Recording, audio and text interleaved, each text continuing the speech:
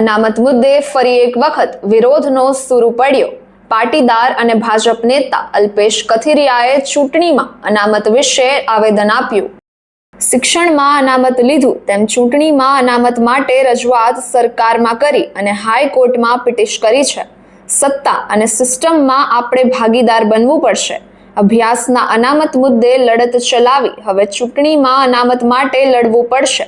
દરેક ગામમાં સમાજ એક થવાની જરૂર છે। આવનારા દિવસોમાં સ્થિતિ ખરાબ થશે। 3 મહિના પહેલા ભારતમાં પંચાયત, જિલ્લા પંચાયત, તાલુકા પંચાયતમાં 27% અનામતનો નિયમ લાગુ કરવામાં આવ્યો। આ નિયમનું પરિણામ ખરાબ મળશે।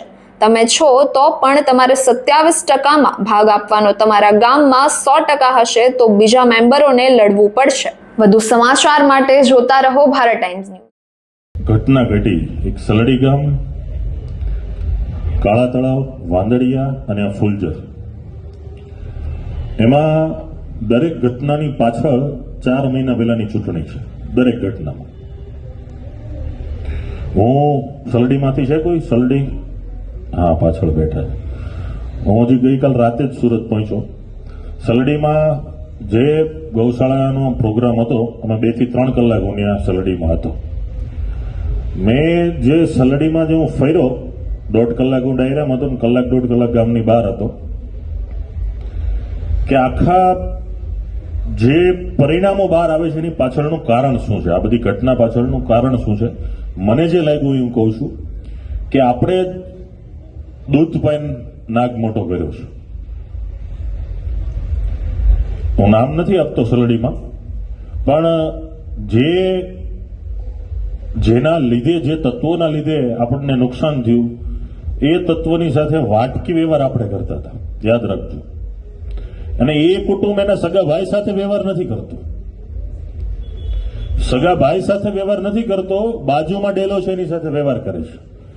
અને એનાથી વિશેષ વાત કહું, એને પાછા એને માર્યા આ ઘટનામાં। હવે એમ કહે છે કે સમાજ મારી મદદ કરે। સમાજની ઘોરત તમે ખોદી છે। તમે એક નથી ત્યારે ફાયદો લે છે। અહીંયા કદાચ 25, 50, 100, 500 ગમે એટલી મીટિંગ કરો, જ્યાં સુધી ગામની સમાજની તાકાતને એકતા નહીં હોય ત્યાં સુધી આવી ઘટના બનશે, બનશે અને બનશે। આમાંથી કોઈ કેક ન કે હું કહું છું બનશે। તમારે પહેલા આપણું એક કરવાનું છે। 5 કુટુંબ ખાલી રહેતા હોય ગામમાં, કથિરિયા હોય, પીપળિયા હોય, અકબરી હોય, કોઈ પણ હોય, 5 મોટા પરિવાર રહેતા હોય, એ 5 પરિવારની એકતા નથી અને આપણે એમ કહીએ છીએ કે એક થઈ જઈએ। કઈ રીતે એક થાય?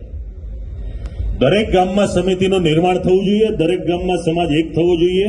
માત્ર ને માત્ર આવી ઘટના ઘટે ને હું તમે ભેગા થાય એનાથી તાકાત ઊભી નહીં થાય। બીજી હું તમને વાત કરું, હજી આવનારા દિવસમાં આનાથી સ્થિતિ ભયંકર એટલા માટે બનશે કે 3 મહિના પહેલા સમગ્ર ભારતમાં, યાદ રાખજો, 3 મહિના પહેલા સમગ્ર ભારતમાં પંચાયત, જિલ્લા પંચાયત ને તાલુકા પંચાયતની ચૂંટણીઓમાં પણ 27% ઓબીસીનો નિયમ લાગુ પડ્યો છે। યાદ રાખજો આની પરિસ્થિતિનું કેટલું તમને ખરાબ પરિણામ મળવાનું છે। તમે છો તોય તમારે 27%માં ભાગ આપવાનો છે। 100% તમારા ગામની તમારી હશે ને તોય તમારે વોર્ડમાં 5 મેમ્બર રહેતા હશે ને 5 માં 3 ને લડાવવા પડશે।